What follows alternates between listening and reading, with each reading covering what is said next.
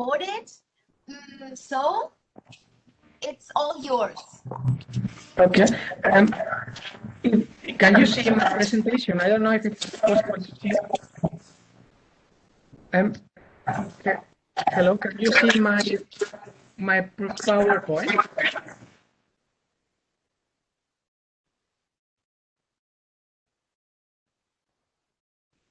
Excuse me, can you see my PowerPoint?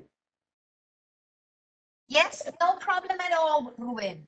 Okay. You can start yeah, the presentation. Okay. Remember, you have 15 minutes, and then we have 5 minutes questions. Okay. Round is yours. Great. So, hello everybody. So it's a pleasure for me also to take part at this conference. My name is Rubén Medina, and I am a PhD student at the University of Alicante at the program of Translation and Interpretations. And I kindly invite you to my presentation today to the topic, how do economic related expressions differ between German and Spanish? So an update and review. Translation, okay. So, although routine formulas are relevant linguistic phenomena in the teaching of multilingual lexicography, contrastive studies in the German-Spanish language pair are still scarce, as most research works have adopted a monolingual approach, and this is also the case that the literature focus mostly on monolingual approaches. Due to the economic crisis caused by the COVID-19 pandemic restrictions, the use of economic-related expressions increased. This research analyzed the existing literature as it pertains to past and current trends, identifying existing gaps, developing a single class, focusing on the theory of growth related to these economic expressions. This is named nom-econ, to support practitioners and researchers during the teaching and translations activities.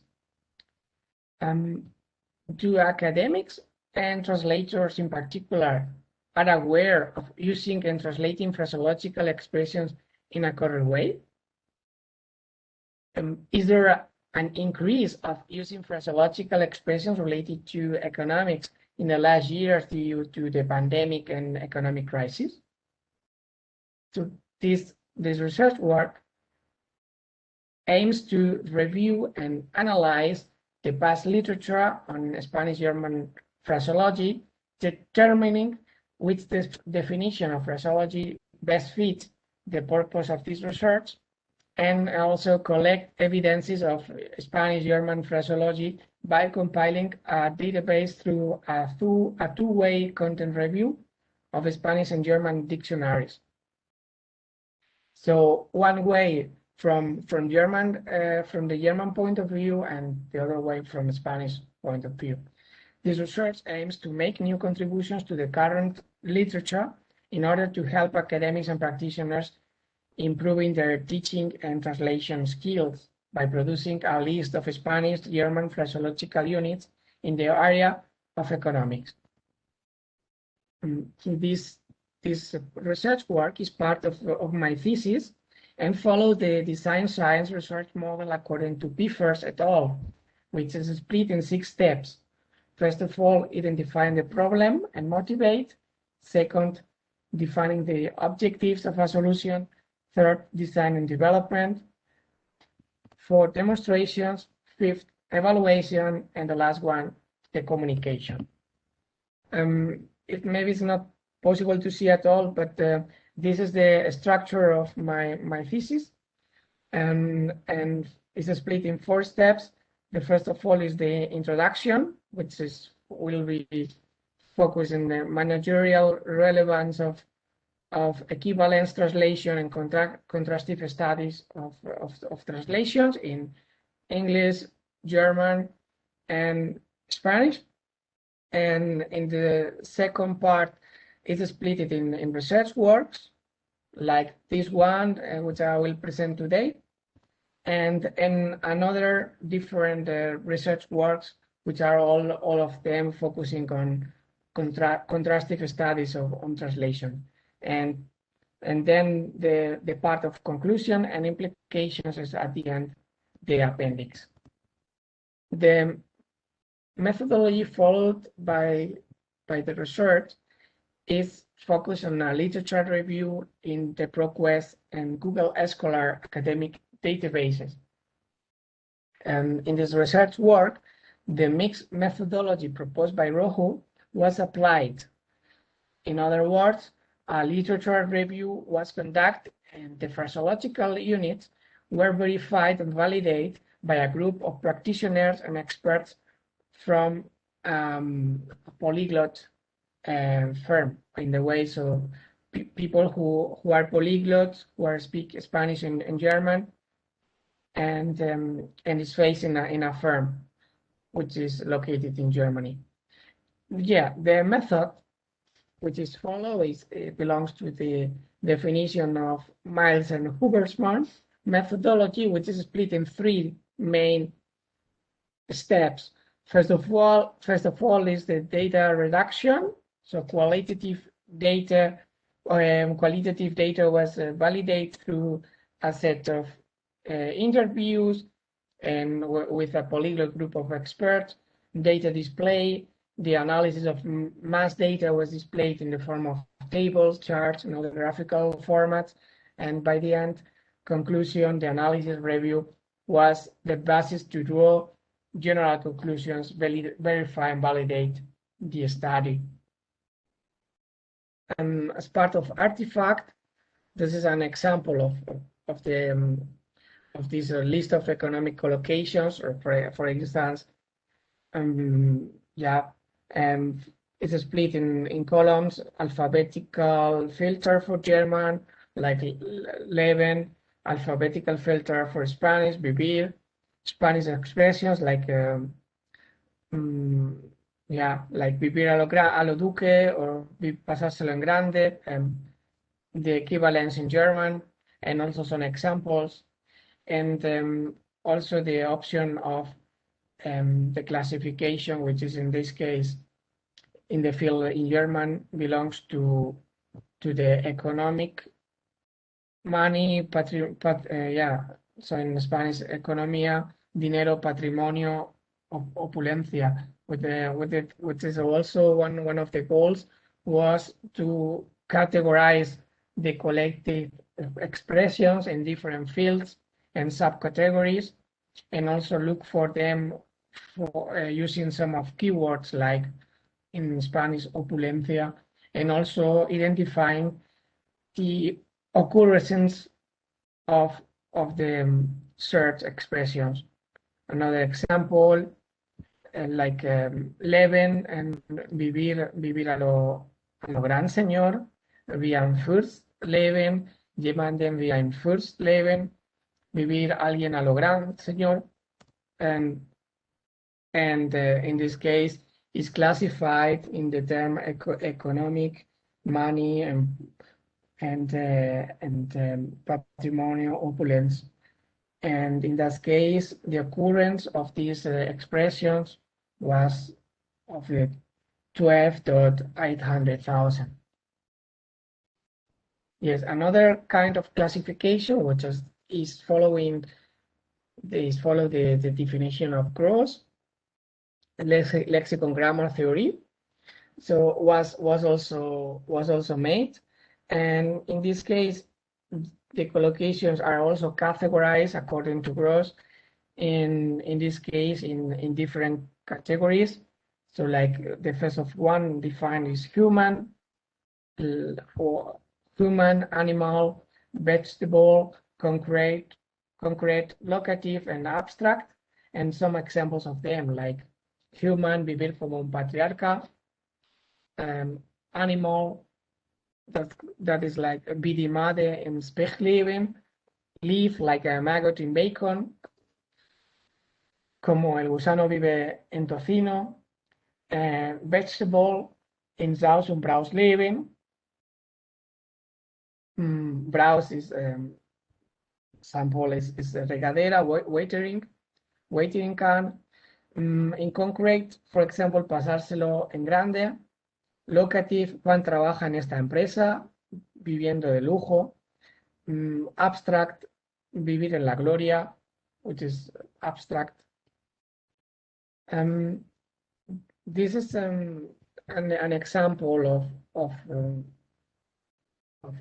analysis which was performed using the sketch tool, and the word sketch tool shows the most typical collocation and word combination of each typical word in the language, and can be used also for verification. It's also possible to use a corpus with example, for example, this English web corpus from 2015 with I think over 13 million of tokens. There are different ones, or you can also use your own corpus and also analyze the words and the combinations. This is also an example, also to check the frequency of combination of words, and it's possible to set different parameters and also up any concrete year, minimum frequency, and which kind of document should be looked for. There are more criteria and more settings which can be selected. Also, in this case, also list of classifications defined for different collocations related to the field of economics.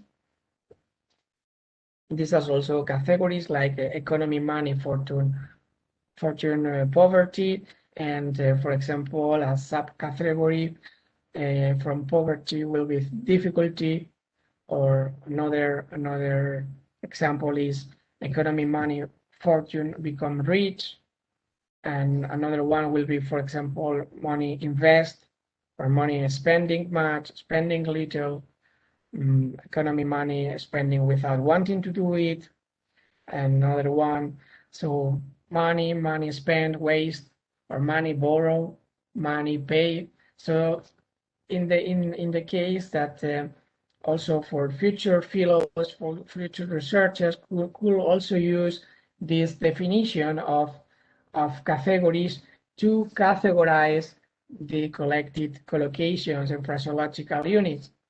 In this kind of classification, which is made following the definition of growth, it can be seen, for example, in the case vivir a cuerpo de rey in Spanish expressions, the equivalence in German vidimade im Spechleben, which is classified in the class of object nom econ. So, and the subcategory will be nom cap, and the syntactic semantic human related to rey. And another example, vivir a lo duque, im luxus leben, also belongs to the object class nom econ, and belongs to nom cap and human. This is an example. Also, vivir a lo gran señor, via im first leben, also nom econ, nom cap, and human.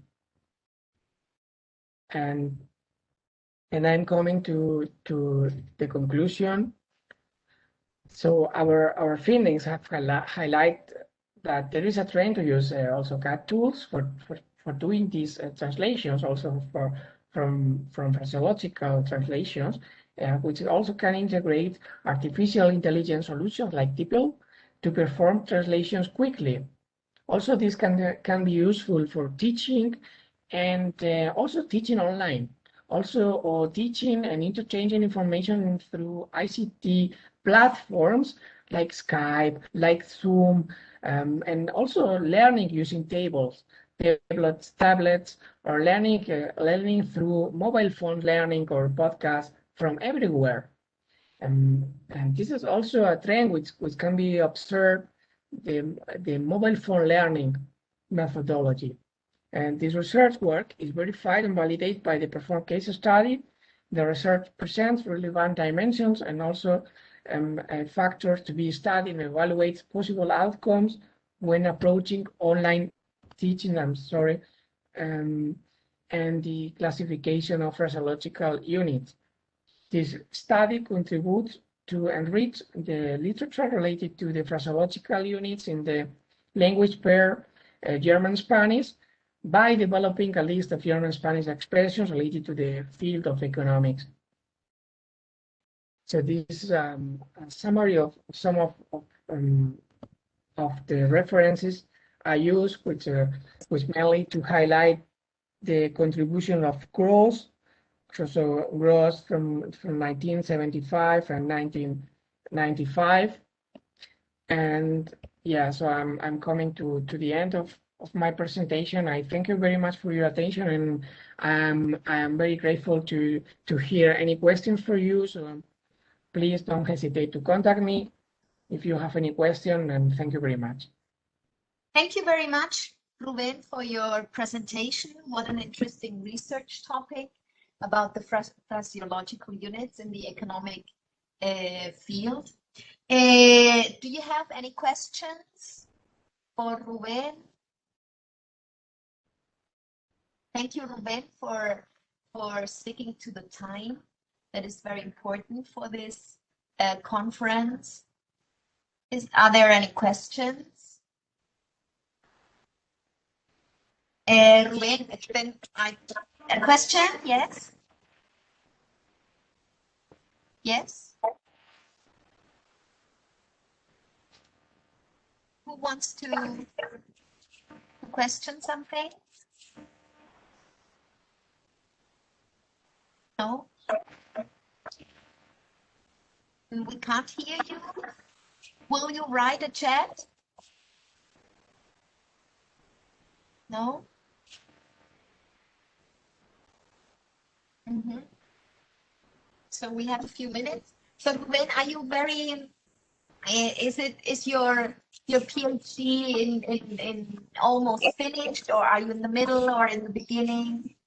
So I am in the second year of the PhD. So I still have next year, and yeah. So I already finished 6 papers.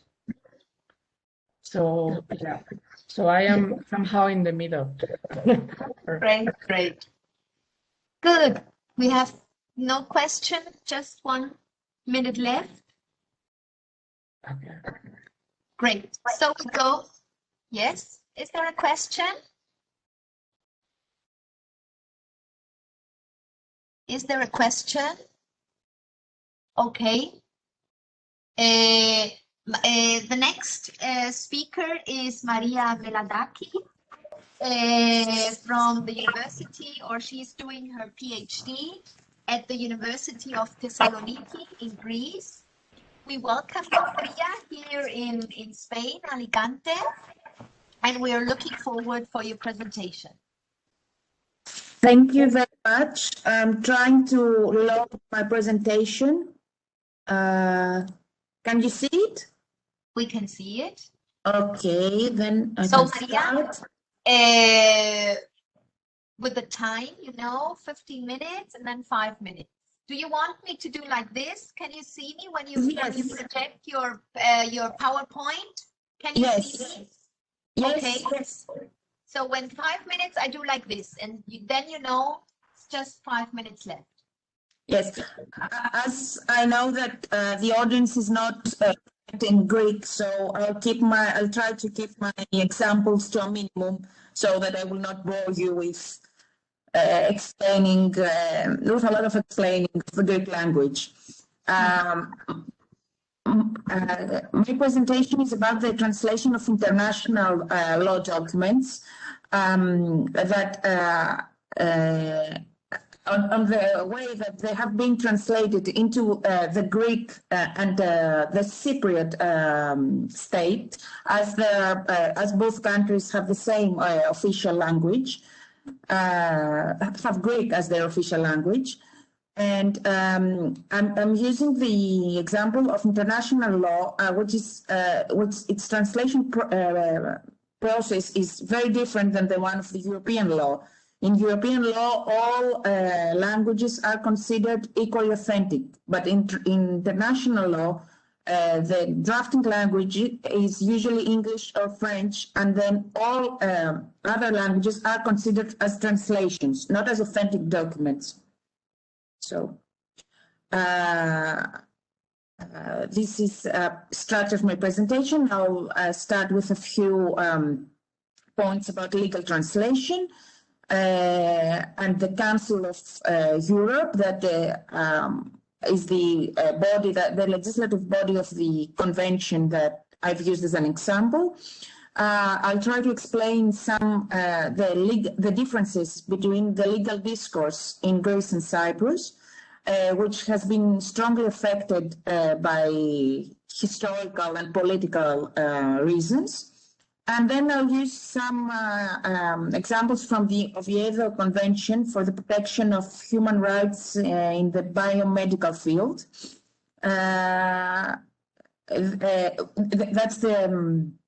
That's the subject of the convention, and I'll use some examples of translations into Greek.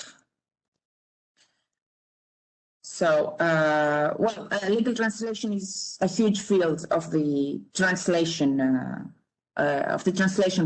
process. There is a majority of legal texts, and it's a technical language with a lot of specialized terms. But there are also there is also the peculiarity that there are many terms used in a legal context that have a different meaning than their everyday meaning. Laws cover regulations for almost everything today, so there's a huge element of interdisciplinarity and intertextuality, as they refer to, as every law is incorporated into a body of legal texts, which should be in accordance with one another. And sometimes the provisions are on purpose ambiguous, as the intention of the law is to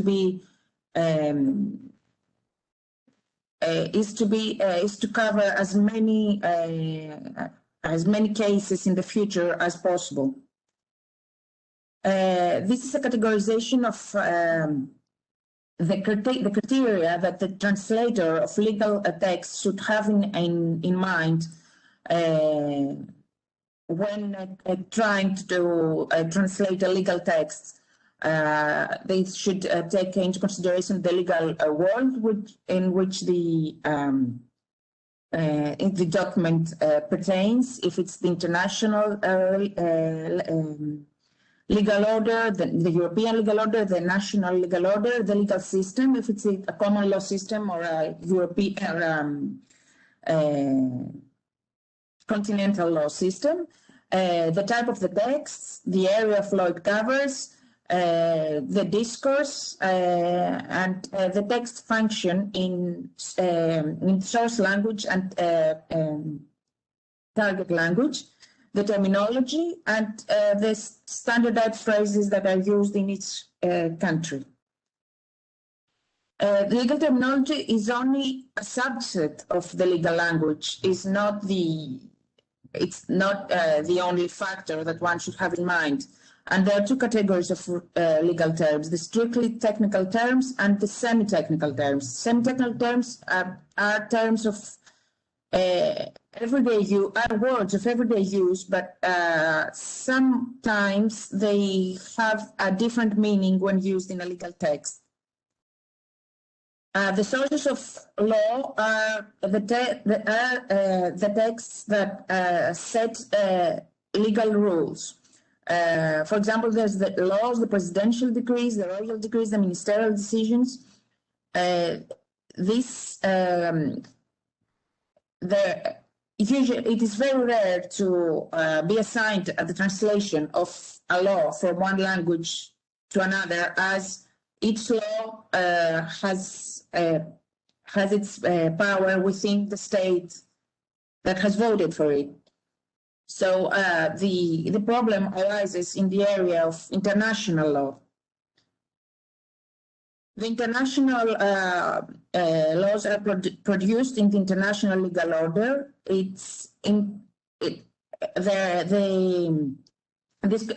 conventions are the product of a lot of discussion between the contracting parties. So it's important to maintain the same balance in the translated texts.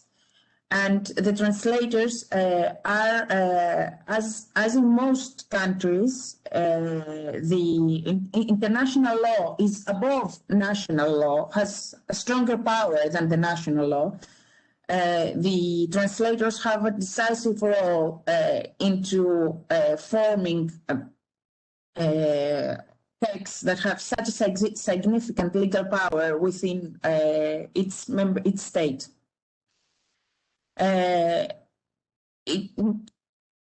International conventions are drafted in one or more languages, and the texts are considered equally authentic. But in every country, in order to have a law implemented into the national legal order, the international legal document has to be signed, translated, and ratified by the legislative body of its country, the Congress, etc. So the legal discourse in Greece and in Cyprus, although they share the same language, is significantly different. In Greece, for many years, informal communication, it was being used a different version of Greek. It was kind of a made-up language. It was an archaic, formal version of the Greek language that was accessible. It was very different from the language that people were speaking to each other, and it was accessible only to people of a level of education and above. At some time during the 80s, there was a strong discussion that all public documents should be therefore drafted in standard modern Greek, which was the language that people were speaking and understanding and communicating in. So for that reason, there was a huge discussion on the subject, but for that reason, by law, it was decided that there would be an intralingual translation of basic legal documents from their original, more archaic version into standard modern Greek.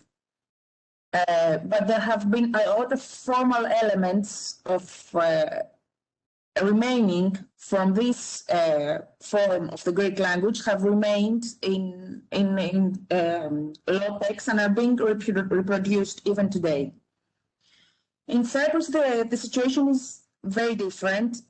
Cyprus was under an English rule for many years, and during that time, most laws were in English. Most practitioners of law spoke English. There was no law school in Cyprus. So all legal system was in the English language. And of course, there were many provisions that was more connected with common law than continental law. And now they have a mixed legal system. After the independence, during the 1960s, it was decided that they will translate all basic laws into Greek, but it was very hard to find people that had the knowledge of the common law system and the Greek legal language. As all Greek lawyers who had studied in Greece, which is of a continental legal system. It was a huge project that took many years, and it was theoretically concluded in 1997. And there was still provided that in case of doubt, the original document in English would prevail. Well, the Oviedo Convention is a convention of the Council of Europe about the protection of human being and bioethical rights, and contains a lot of provisions in many subjects, such as healthcare, access to healthcare, informed consent, transplants, etc. And I chose that because as an example because before the Oviedo Convention, there was no legal document, both in Greece and in Cyprus, especially referring to these rights. So in the preamble of the convention, as usual, there are mentioned a few other legal documents that had already been translated and ratified by Greece and Cyprus. 6 out of 7 in the preamble of this convention were translated differently in the translation for Greece, and 2 out of 7 were translated differently in the translation for Cyprus. I'll skip to the important examples. One of the examples is the translation of the phrase of free and informed consent. Informed in Greek informed consent in Greek as a phrase does not work, as informed refers to a person. So in Greece, the Greek translation reads to as a free consent after there has been a previous after the patient has received all the previous information. Whereas in Greece, whereas in the translation for Cyprus, it's a word-to-word translation, and they've used the phrase informed consent, although it doesn't sound, it's not as Greek as it doesn't sound correct in Greek. The important aspect of this translation is that in the codes of medical ethics, the codes of bioethical meanings, and laws that came after this translation, they reproduced the terms used in the Oviedo Convention translation, as they were first set in this translation, and the later national laws reproduced the translator's approach.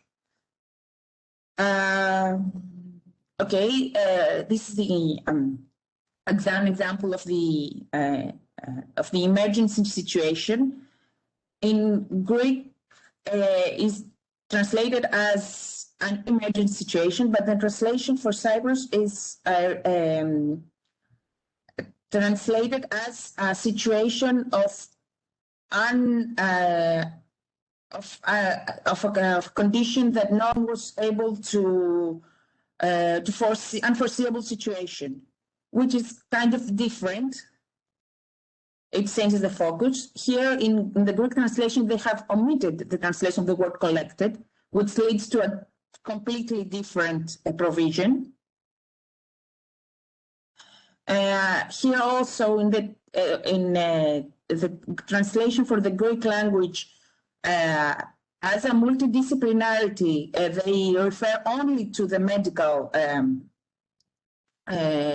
medical fields, as they say different specialties of doctors, whereas in Cyprus they refer to multidisciplinarity, including other disciplines than medicine.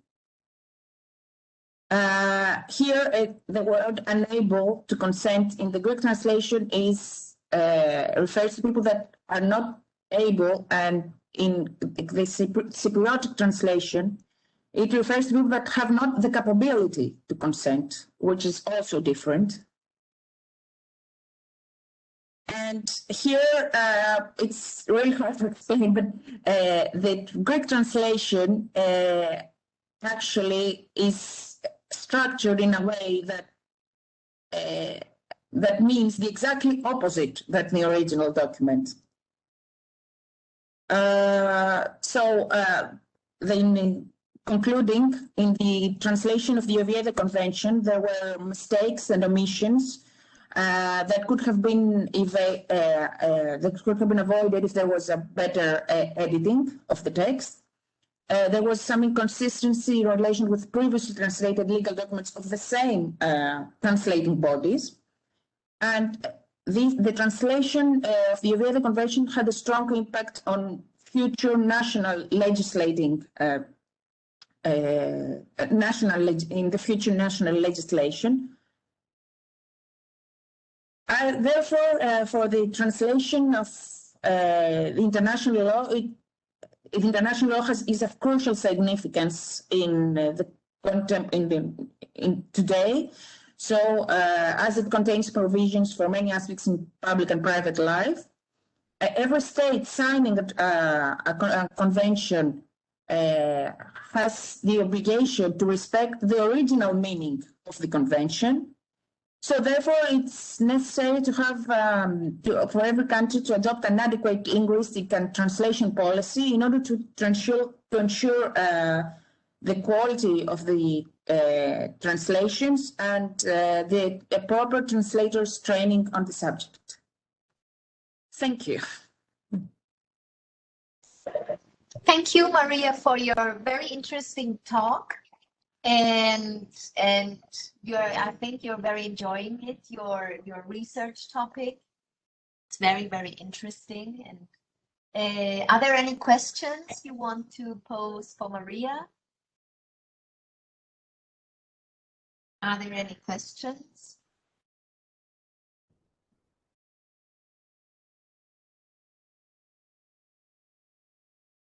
Mm-hmm. So Maria, what do you think? What is the future in legal translation in international law? Do you think there is a threat because of automatic translation, for example? Well, or human translators?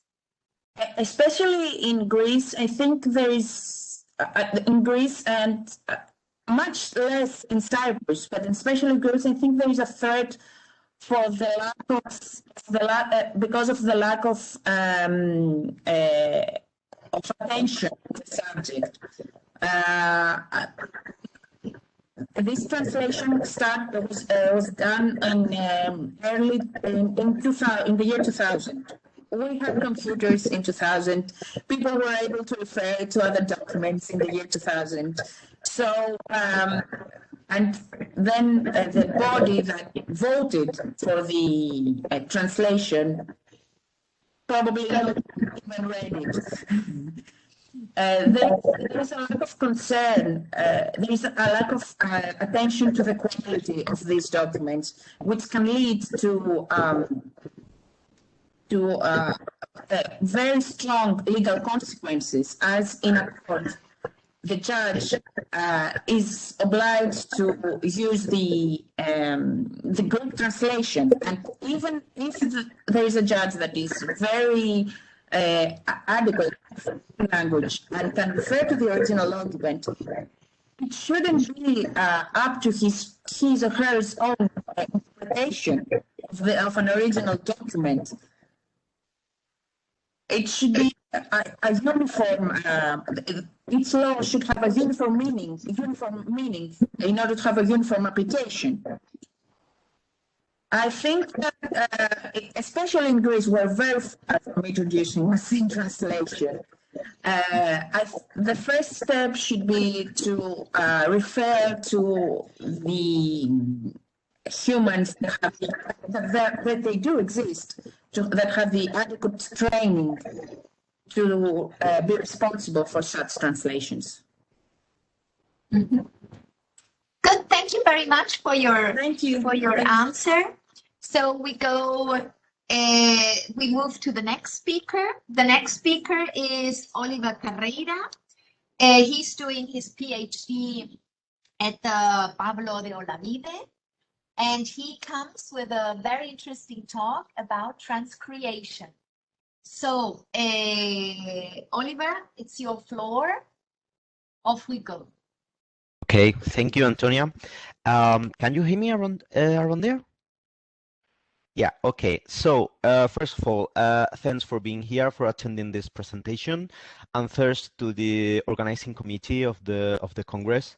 I'm aware how hard it is to organize Congress in normal conditions, so in the middle of a pandemic must be especially hard.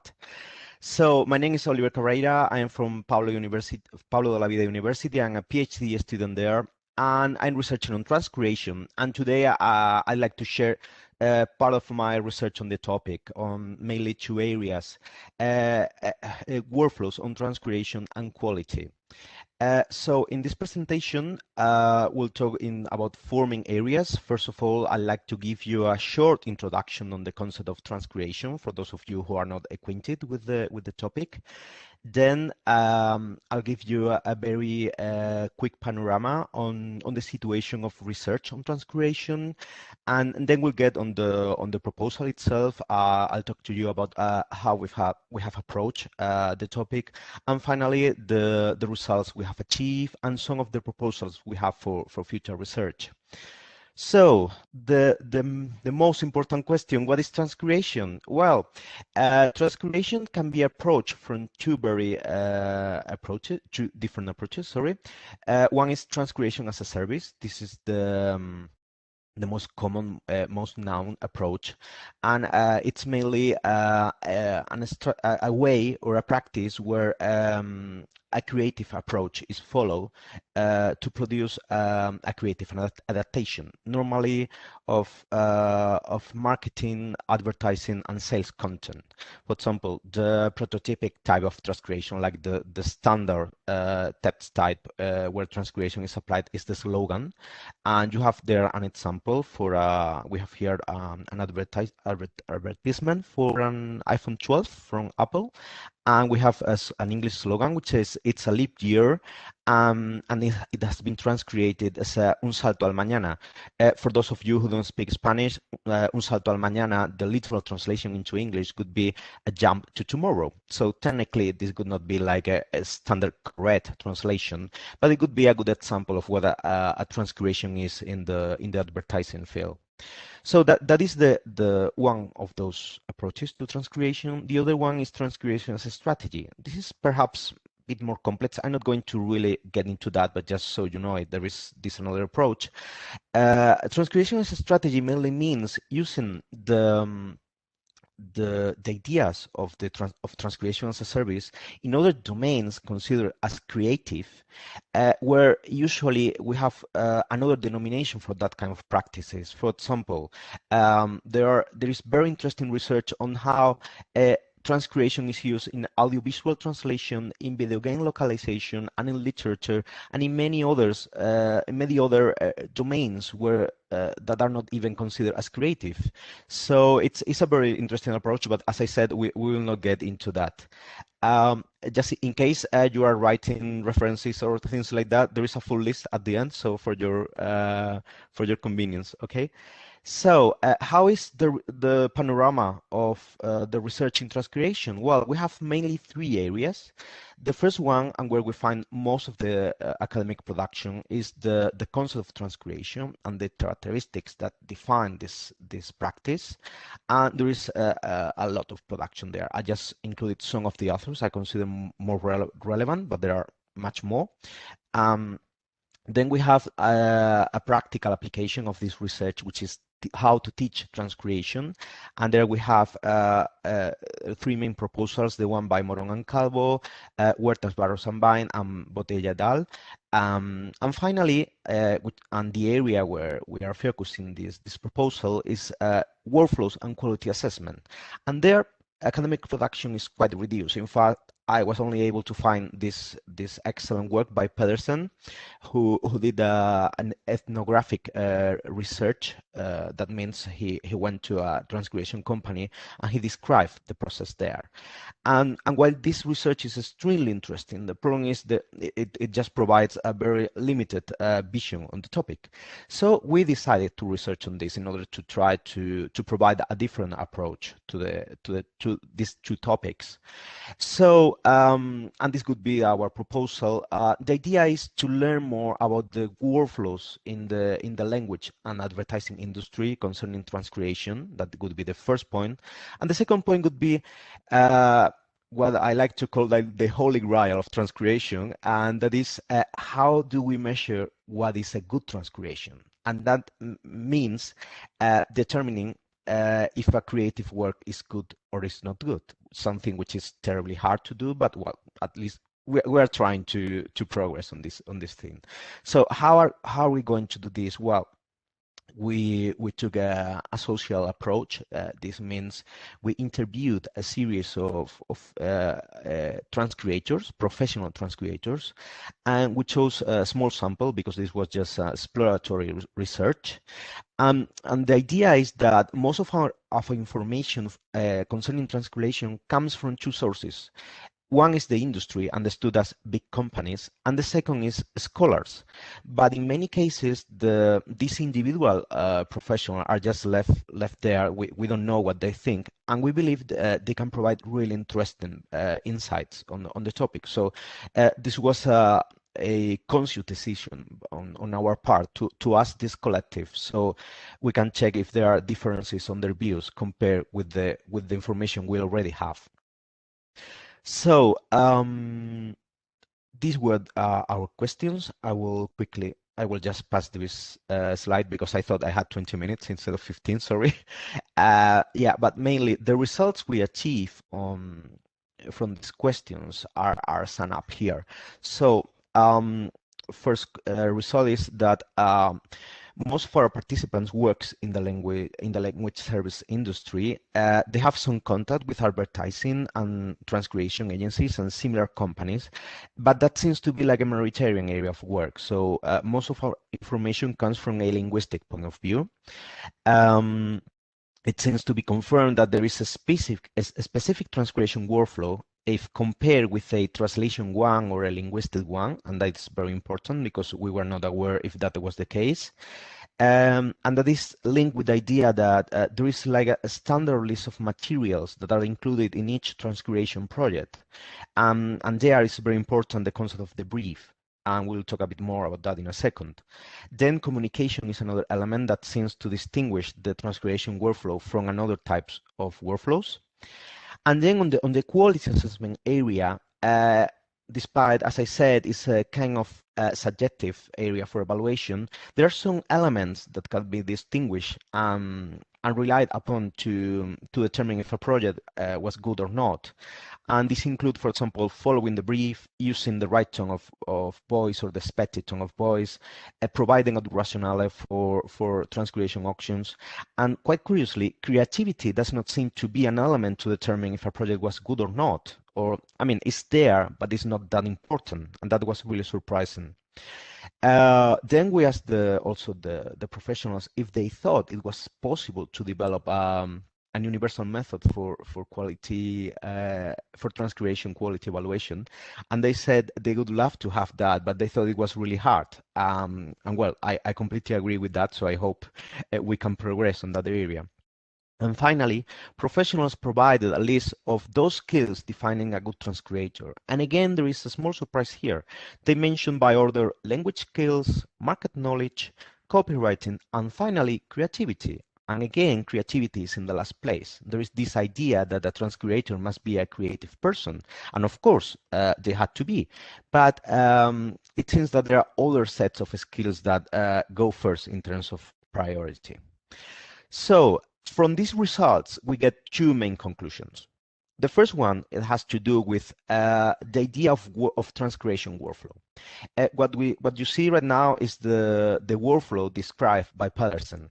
So Pedersen focused on a workflow where we have a client, a transcreation agency, and then a series of copywriters who provide transcreation and transcreation review. And the process more or less ends there. There is a small loop, but nothing else. So from the results we obtain, we determined that this is the proposal by Pedersen is totally correct, but this is incomplete because it's just focusing on one part of the workflow. So our first conclusion is that our workflow is much bigger. So the workflow starts with the initial client, then we have an advertising agency, and then we have what we call a local implementation provider. What this means language service provider, and transcreation agency, marketing agency, public communication company. It can be a lot of different players there. And then we have another set of players there which provide the transcreation service itself, but they are not necessarily copywriters. They are actually transcreators, because this is a specific role in the industry.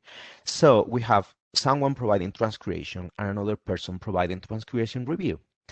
And then another point which we where we include more information in comparison with the proposal by Pedersen is related with the idea of brief. Pedersen only speaks about the creative brief, but the creative brief is actually 3 documents, or at least the same document providing 3 different functions. The first one is the client brief, which is the way by which the client informs the advertising agency, then the creative brief, which contains the creative proposal, and finally the transcreation brief, which is the information which is specifically oriented just for transcreators, and which perhaps is not needed by the rest of the players involved. So that would be the first area of conclusion. And the second one has to do with quality. Well, as I mentioned, providing a model for quality assessment for this type of projects is really hard. So we try to focus in those elements which are objective, which can be determined in a definite way. And so we developed this kind of Boolean model, like checklist model, where there is a series of elements that can be determined by the player providing transcreation review services. For example, this person can check if the brief has been followed, meaning the instructions were met. Then if the right tone of voice has been used, and this refers to how the company talks to their clients and about the values of that company, and if that information is there. Then, sorry, I mentioned this, the product services values. Then if there is another instructions, if they have been followed. Then very important in terms of transcreation workflows, if back translation and rationale are provided. In transcreation projects always include a back translation, meaning the slogan is translated from the target to source to target the language, and then again from target to source. And rationale means the logic the transcreator followed for the transcreation options. Okay, and finally an area which is much more easy to determine, and it has to be with linguistic issues. And it's just checking that there are no spelling issues, grammar issues, etc. So that would be more or less what I wanted to share with you. You have here a full list of the references, and if you want to learn more, so there is my email address. You can also check my ResearchGate profile in that link. And I just uploaded this presentation in case you want to check it. And also for more ease, you can just take your smartphone, point to the QR code, and then that will take you to my ResearchGate profile too. So thank you again for your time. I hope you find the presentation interesting. And in case you have any questions, I'll be happy to answer to them. Thank you. Thank you very much, Oliver. What an interesting talk. Are there any questions? Promotion. We have here a question from Maria del Mar. Wouldn't user experience be used as a criteria to measure transcreation quality? Okay, Maria del Mar, that is a very excellent question. That has to be with two things. I mean, I'm not an expert in advertising, but for what I know, there is something called an A/B test, and that means you have an advertising auction, and then you show it to a focus group, and then you collect the feedback. And so you take the auction which is like the most. The problem is that this requires money. So in transcreation projects, normally you are at the very end of the workflow. So you start with a client that maybe is in the US, and then you finish for a client which is in Spain or in Germany or whatever. And so it would be great to integrate this kind of feedback from the users. The problem is that normally companies, unless they have this like very expensive project or where there is a high budget, they won't be willing to to carry out this kind of test, but definitely it would be like the golden standard to determine what is a good transcreation and a bad transcreation. There is just a small problem linked with this test.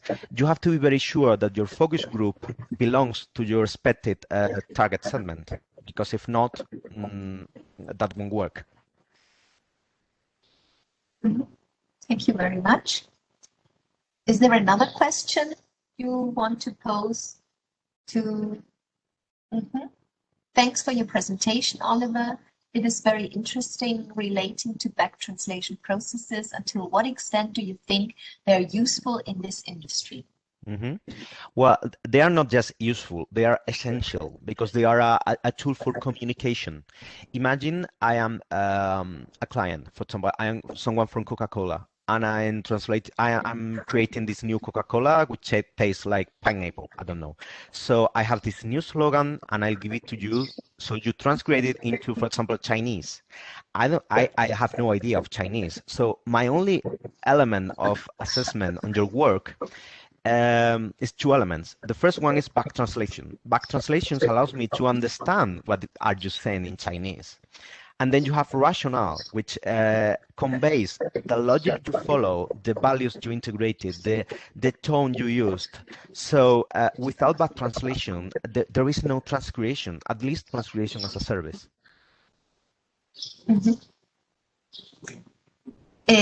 Carla, in your experience as a transcreator, have your transcreations ever gone through a quality control process? Well, it really depends on the client, and again on the budget available. For example, I can mention a case for Shutterstock, which is an image stock platform, and there we had like 3 rounds of quality. And in other cases, we just have like the feedback from the client, perhaps the feedback from another linguist. So it's, at least in my experience, it's a very case-by-case experience. The problem is we don't have like standard procedures for quality evaluation in that sense too.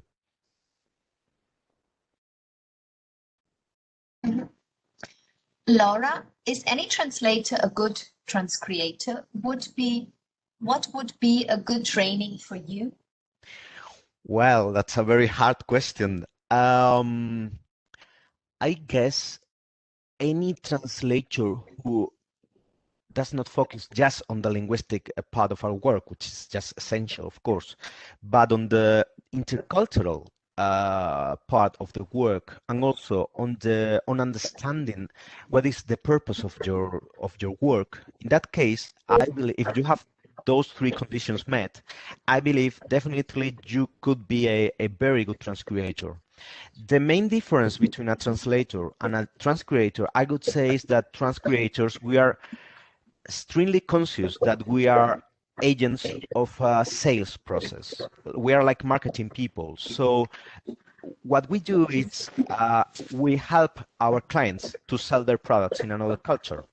And normally in translation, you don't usually have that, or at least you don't always have that. I would say that is the main area of difference between the 2 profiles. Next question by José. I imagine that machine translation is not used in transcreation, but is any research project related to MT and transcreation?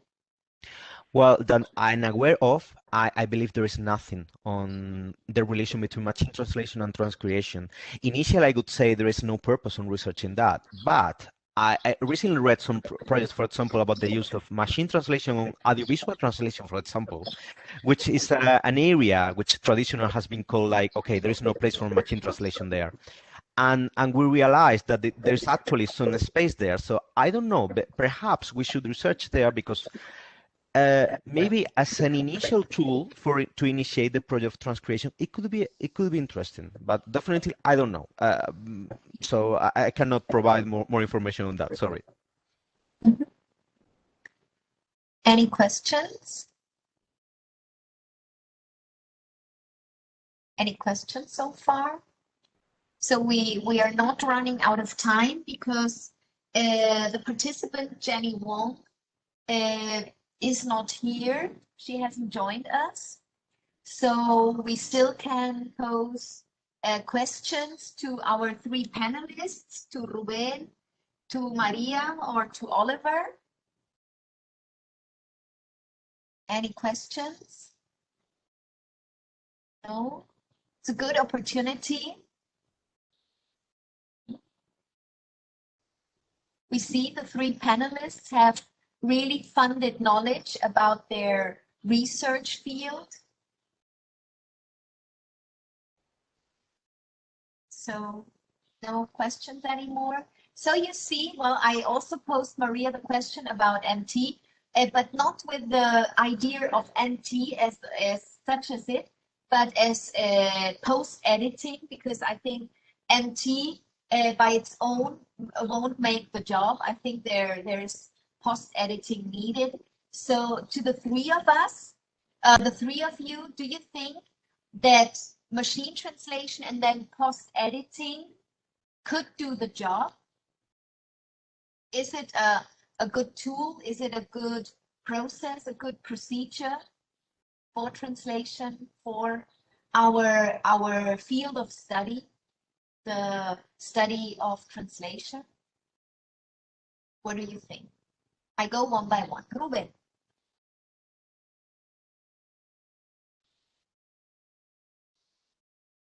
Can you hear me? I do you as a presentator. Rubén? I think he's not here anymore. What about you, Maria? What do you think for your field? Is post-editing a solution? For legal translation? Yes, and maybe to go more, to go faster, because you know time is money in our fast-moving world, interconnected world. Well, for in your case, for example, where there are thousands of laws, or maybe not thousands, but hundreds of laws who have to be adapted into your tongue Greek. Well, I think, yeah, the proper machine translation tool with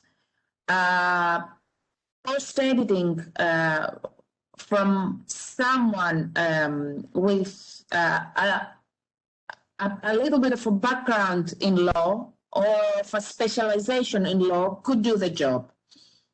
Because especially in international law, I think right now is the job is given to anyone who's available at the time. But yeah, in the future, I think it could be done by machine translation. As long as the responsible bodies for the translation understand that they should pay more attention to it.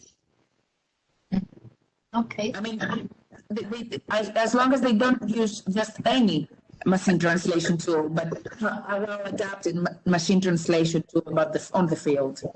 Mm-hmm. What about you, Oliver? Well, I would say that the question is no longer if machine translation is the future, but when machine translation will be like fully integrated in not just from a professional point of view or industry point of view, but also in training settings or in any other settings, because we have like machine translation is like when the steam machine was invented, and then a lot of people went to unemployment because they no longer could compete with the machines. So translators are somehow in a similar situation. For many time, there were more content to translate than humans to translate that content. And suddenly, machine translation is a disrupting technology, mostly because it's the steam machine of our days. So suddenly, we can translate anything in an instant way with a cost which tends to be zero. The quality in general is, let's say, good. I'm not going to enter into that debate, but it's a good quality, acceptable quality. So I think the sensible thing to do with this topic would be to welcome machine translation and at least try to adapt to that in a sensible way. For example, I believe professional translators should move to those areas in professional terms where machine translation won't be that disruptive. For example, literary translation, audiovisual translation, localization, transcreation, all the creative domains. And in the rest, I believe translators or linguists or language consultants, which I like most that expression, should become subject matter experts. It's something that Maria introduced, the idea that translators are not just linguistic tools, they also provide specific knowledge. So I believe we can be very useful and very relevant in the new environment generated by this technology if we provide, for example, expert proofreading, rather than just classical translation, which definitely a machine can do much quicker than us. And just to finish, I always like to use the same example. I don't know if humans should translate, for example, washing machine manuals, which is a very boring, tedious task. So let's do the machines do that, and let's focus on more interesting endeavors. That's right. Well, I couldn't say it better. So are there any questions to the assistants, to the participants of this panel? Now you still can? No, I don't think so. Great. So thank you very much for joining this panel. Maria, Rubén, Oliver, thank you very much for your very interesting talks. It enriched really our field and our own research. I wish you all the best with your studies, with your PhDs, the assistants for joining and enjoying the whole conference. And for you all, stay safe. This is the most important. Thank you very much for being in this panel. At 1 o'clock, we have another session on specialized translation. So if you want to join the session, you're very welcome. I see you then. Bye-bye. Thank you. Thank you. Bye-bye. Bye. Greetings to Greece, to Sevilla. Thank you. Bye-bye. Thank you. Bye-bye.